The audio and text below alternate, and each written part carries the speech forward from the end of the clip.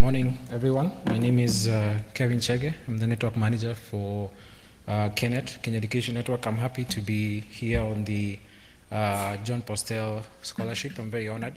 I'll take you through the impact of undersea capacity in East Africa. I'll focus mainly on Uganda, Tanzania, and Kenya. That's where the cables have had impact or have been connected recently. So I'll explain how it was in 2009 before the cables landed and what the connectivity is right now, and also what it may look like before the end of the year and also in the future. And I'll update you on the status of the RENs in East Africa. I work in one of the RENs and I have information from our partners in the other RENs. And I'll also mention a bit on UbuntuNet, and I'll take a few questions if there are any. So connectivity before 2009, it was all satellite connectivity, very expensive, $2,000 per meg up to $7,000. For some, for example, in Tanzania, it was as high as 12,000 US dollars per megabit. In-country fiber was available, but also very expensive. This is local loop capacity. In Kenya, there was only one strong PDNO, that stands for Public Data Network Operator. That's the terminology we use to describe an operator who's allowed to dig and build his own infrastructure. In Uganda, that's UTL, that's Uganda Telecom. And Tanzania, there was a combination of a power company called TANESCO and TTCL. TTCL standing for Tanzania Telecommunications Company. So in 2009, the news was the cables are coming, but many in the region were skeptical because each time the dates for the arrival of the cables would change. So one date, for example, would be it's coming in June, another date will be coming in August, and September 2009. So people are not really sure it's going to happen. Three cables on the way were CCOM, Teams, and Easy. CCOM was to connect East Africa to London via Marseille in France. Teams was just to connect Kenya to Fujairah. And Easy was focusing on inter-Africa connectivity, which was landing on 9 points along the eastern border of Africa. That diagram shows the CCOM cable route, starting from the bottom there, South Africa, Mtunzini, coming up to Maputo, all the way up to Marseille. There's a section there that was not complete until around June this year, June 2010, the section that passes through Egypt and the Suez Canal, that was not complete. So when the cable activated, traffic would go to Mumbai, get aggregated there, and then be shipped back to Marseille. That is the path for the Easy cable landing on the 9 points, starting from Mtunzini in South Africa, all the way up to Port Sudan, and connecting a number of ports along the way. And the orange cable there is the Teams cable. That's just directly from Mombasa. That's supporting Mombasa all the way up to Fujairah in UAE. So which cables are completed? In 2009, CCOM reached. That was June 2009. And a month afterwards, July 2009, Teams also landed at Mombasa. CCOM was Mombasa to Mumbai to Marseille and then to London, and Teams from Kenya to Fujairah. In Kenya, there's a lot of excitement because people are anticipating a large or a huge drop in the bandwidth prices because, as you saw from the earlier slides, internet connectivity was really, really expensive.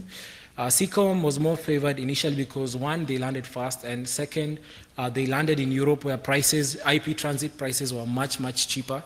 IP transit for us, the prices we got at KENET was for 1 megabit, we were getting between 5 and 10 US dollars.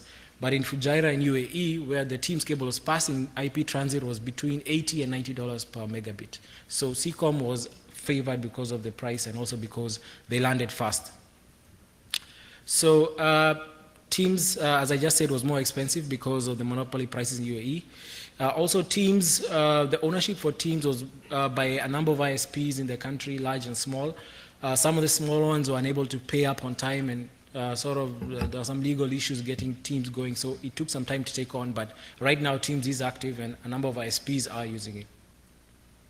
So as at the end of 2009, CECOM and Teams are ready.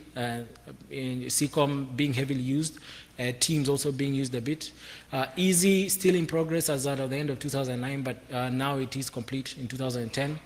CECOM fiber capacity was available in Uganda also. Uganda being landlocked, they were being served through Kenya. In Tanzania, CECOM also available through TTCL. That is the Tanzania Telecommunication Limited Company. Rwanda also served by CECOM via RTL from September 2009. So current connectivity 2010. In Uganda, there is undersea capacity and a bit of redundancy. They still maintain VSAT for backup, although right now there is also some Teams capacity that is available through a number of other ISPs. Traffic is passing via Kenya, and stiff competition in Kenya sometimes leads to inter-ISP sabotage, and Uganda and Rwanda unfortunately suffer. I'll explain the market as it is in Kenya. It's a bit, there's a lot of vandalism that goes on and a lot of sabotage. And the route for Uganda passes through Kenya and ends up in, the route in Kenya starts in Mombasa and goes all the way up to a border then Kisumu, then crosses into Uganda. So this diagram shows what the fiber route for CECOM all the way to Uganda looks like. This diagram is from RENU, that's the Research Education Network of Uganda, but it basically shows how the CECOM cable passes. It's the same route. That path follows the main road between Mombasa and all the way to Uganda, and that's how the path, that's what the fiber path is. Currently, Kenya is the best served in terms of bandwidth and reach of the three countries. Prices have reduced, but not to expected levels because ISPs still have internet contracts, satellite contracts. Now, as I mentioned earlier, connectivity, people are skeptical as to whether undersea capacity was coming or not. So, for example, Kenneth, we are still tied to a satellite contract for another, at least until the end of next year. Sorry, until the beginning of next year, sorry, until the first quarter of next year. And that's what's keeping the prices up at the moment. Best current price per megabit is around $120 per meg with a buy one, get four arrangement. That means if you buy 1 megabit, you get 4 megabits. And I'll explain why that's the case with the price. Two things, when undersea capacity came, prices dropped from about $2,000 to around an average of between $500 and $600. Now, most companies that were using internet capacity, the first thing they wanted to do when the prices dropped was to reduce their budgets.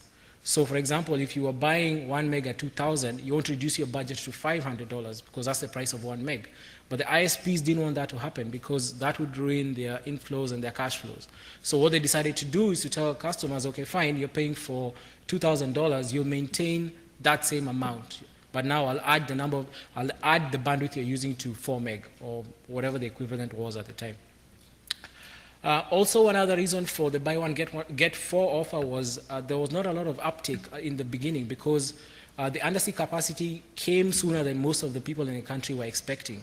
So when ISPs activated 10 gig and STM64s, the usage was not as high as expected. So an ISP, for example, I talked to some friends in the ISPs, they activated a 10 gig, but they were only seeing usage of about 2 gig.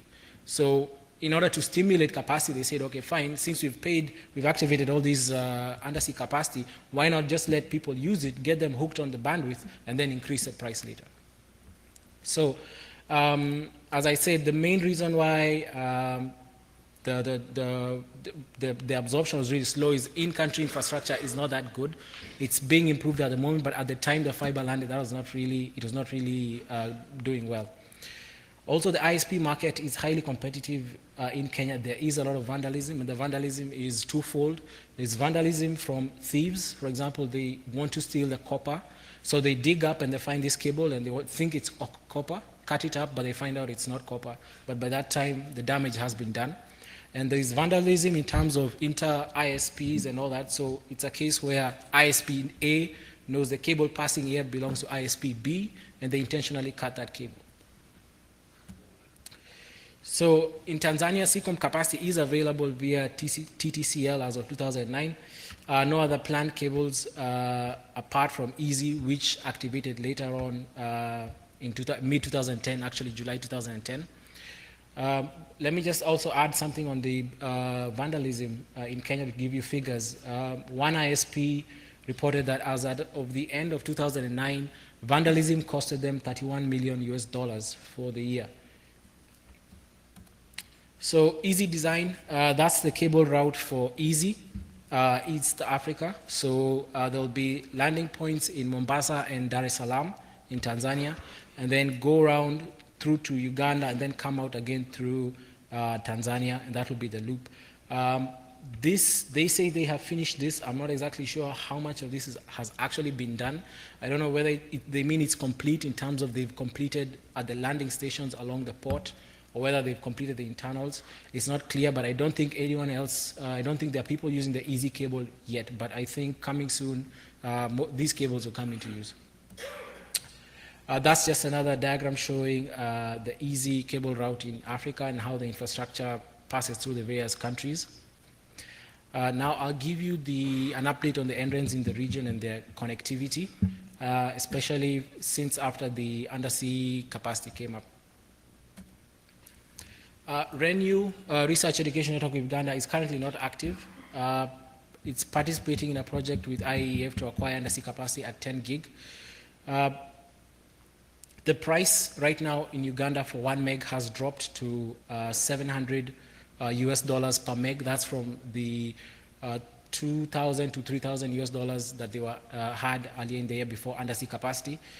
They've also partnered with UTL, that's the Uganda Telecom Limited, to use its existing infrastructure to reach member universities. Equipment was to be provided by USAID, but that has not happened yet. So Uganda have gone through their own, they've tried to do something on their own and get their own equipment and get something going. They don't have permanent staff as yet, so there's a number of volunteers from a number of universities who have stepped up and are volunteering to offer services. They do have an ASN and IP space, an ASN and IP address space from Afrinic, which they are ready to use once their connectivity becomes live. Telnet is also not active, but the CCOM cable is at the University of Dar es Salaam. A number of delays because of the acquiring of equipment. They've not really acquired equipment yet, and it took a bit of time. But I spoke to my friends in Tanzania, and they're almost ready to start. They're now in the procurement stage of acquiring the equipment to terminate undersea capacity. Tanzania prices have dropped from the $5,000, $12,000 range, and right now it's about $800 US per meg. It's a price you can negotiate down if you're buying bulk capacity in Tanzania. In Kenya, we have Kenneth, for example, which we've had undersea capacity from 28th of January this year. This is our own cable in terms of which we purchased this cable ourselves. We got an NREN price for CCOM. The NREN price for STM1 IRU is $500,000 US dollars for cable lifetime of 20 years. If you're coming in as a commercial entity, the price you get from CCOM is about between 3.5 and 3.7 million US dollars per STM1 for cable lifetime. So coming as a REN, you can get a lower price, but they do tie you to a very strict user acceptable use policy. Kenneth, we've been active for a number of years. We've grown from lease line copper to fiber. Because we were able to purchase capacity in bulk, point-to-point local loop, we got a good price of $16 per 10 meg for the local loop capacity. Right now we've connected about 77 connected sites, mostly on fiber, and we do have a lot of support from the universities. We enjoy massive hosting capacity from universities. We made a big leap from VSAT to fiber, so we sort of skipped a stage in evolution there. With this, because I mentioned, also tied back to because the universities didn't really believe, and also Kenneth and also the market in Kenya, we didn't really believe undersea capacity was coming. The internal networks inside the universities is not that good at the moment. And that's something we're trying to improve because we are seeing big universities that we are expecting to do 20, 30, maybe 70 meg of usage. You're only seeing 10 megabits. So we're trying to improve the internal infrastructure. We distributed switches that were donated by the Network Startup Resource Center, the NSRC, to help mitigate with this, and this was quite successful. Because what we noticed was if you go to a university network, if you're very near the edge of the network, like near the router, the speeds there are okay, but if you move deeper down into the network, the access speeds there are not that good. Campuses still poorly designed, so we did some trainings with University of Oregon and NSRC guys in March of this year, and that sort of helped things, got things a bit better inside the campuses. We ran a training program and mailing list called Bandwidth Management Optimization, and it's grown to include members in Malawi, Zambia, Sudan, and other countries. We focus on teaching net admins to monitor and manage their networks, because one thing we were expecting to see was more, with the coming in of undersea capacity, we were expecting to see more and more usage, and we thought the problem of slow speeds and slow access speeds had been sorted out, but that was not the case. So we're trying to train our admins how to manage the capacity they have, because the scenario that is right now is a university, say they have 20 megabits per second, 2 or 3 students coming, activate BitTorrent clients, those 3 users take the whole traffic. So we're trying to help them at least troubleshoot those problems and solve them out. Even more on Kenneth, we use lease lines to reach our members. We got a government donation to use Teams capacity STM4 Fujairah. We've not activated this at the moment because of the high prices at Fujairah, but we think we'll be able to get this going by first quarter of 2011. We have 200 megabits VSAT until 2011, but we will retain some capacity for redundancy. We did manage to swap these 200 megabits. So we have right now 100 megabits on satellite, and then the equivalent 100 megabits on CCOM capacity, which turned out to be 350 megabits per second.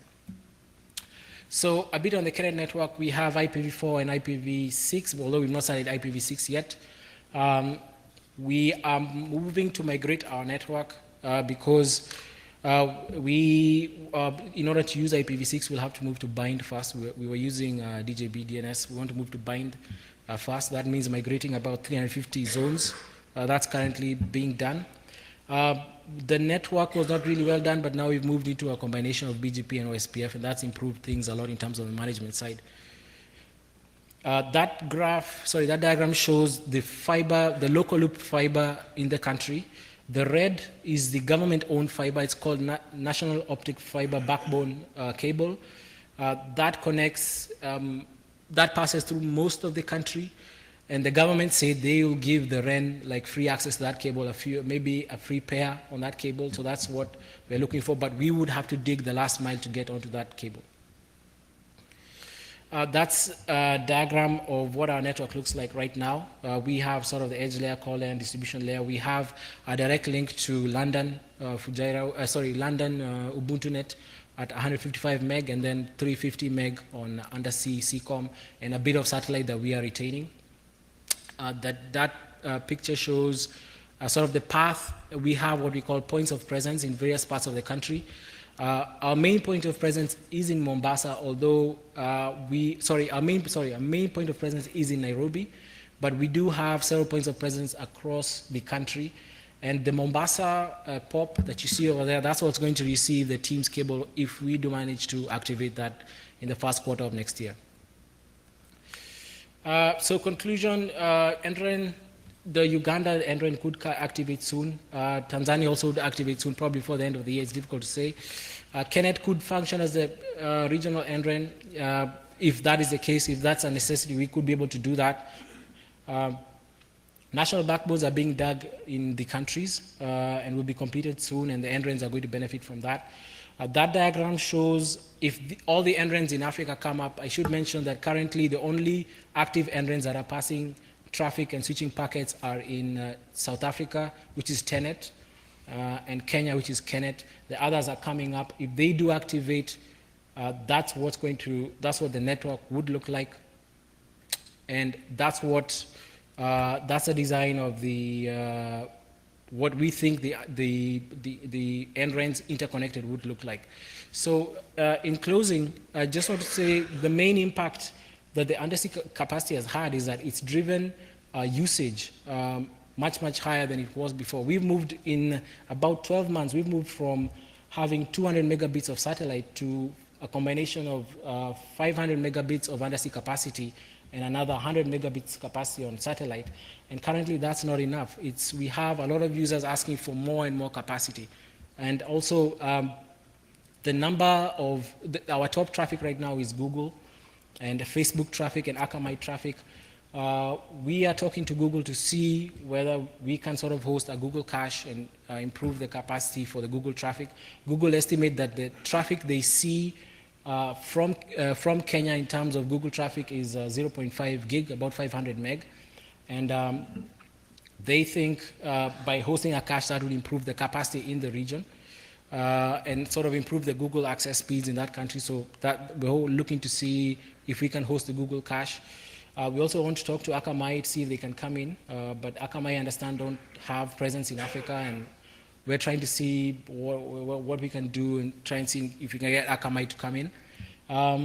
Also, we have come across a number of challenges in terms of improving monitoring, because with monitoring 100 meg, we were able to do it with the infrastructure we have with open source tools, but with the increase right now, we are seeing a lot of flows. We're seeing almost one gig of capacity coming by the end of next year.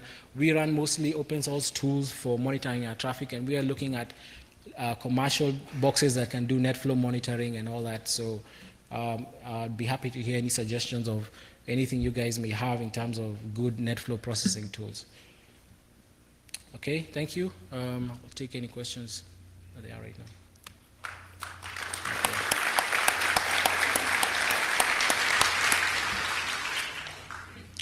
Hi, I'm Martin Hannigan with Akamai Technologies, and I heard you mention that you're talking to Google about caching and whatnot. You should talk to us as well. Thanks. Okay, we'll think about that.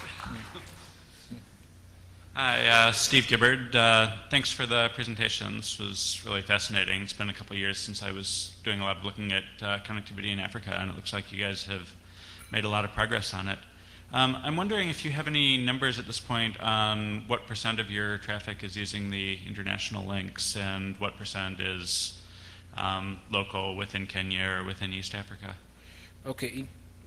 In terms of the REN, what we are seeing is 95% of the traffic is commodity traffic. We're talking Google, Facebook, that type of traffic, BitTorrent and all that, because in terms of what's left in the country right now, it's not that much. We have a link to the Kenya Internet Exchange Point, and we see traffic in a day about 5 megabits per second compared to the 500 megabits per second that's on the other side, the commodity traffic. So right now, all usage, it's all commodity traffic at the moment. Yeah. Okay, thanks. Hi, Babak Pazdar, Bat Blue. I was recently in South Africa, and we were doing some work with regard to the World Cup, and there was a lot of infrastructure that was laid into South Africa, especially in and out of South Africa, to be able to facilitate World Cup infrastructure. Have you guys been trying to leverage that in any way in terms of, benefiting from that? From the, you mean like from the World Cup that we just passed? Well, from the infrastructure that was laid into the World Cup, because we had over 300 megabits back to the U.S. From South Africa to be able to conduct our traffic and things like that. Well, what we saw during the time was we didn't see, I wouldn't say the capacity being built was specifically because of the World Cup.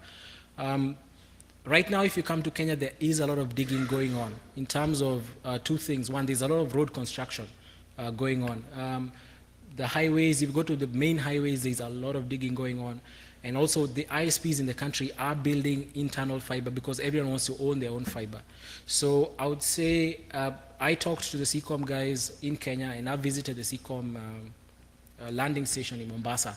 Actually, the traffic for South Africa comes to Kenya first and then is sort of aggregated and it goes out. So it doesn't go from Mtunzini to Europe. It goes Mtunzini, then I think Mombasa, then all the way up to Marseille. So In terms of the infrastructure being built right now, it's mainly because ISPs want to own their own infrastructure and build their own infrastructure, especially in the capital city, Nairobi.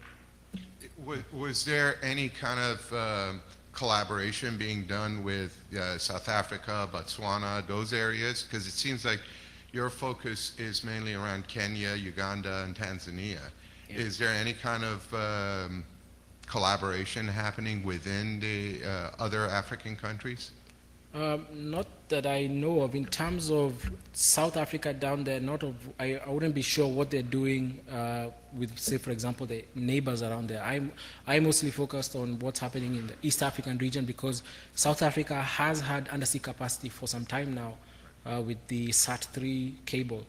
I think that was from early 2005, I think, that time. So I didn't focus much on them. I just focused on the impact of what landed in 2009.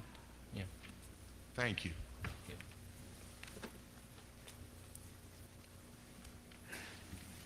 Okay. Okay. Thank you.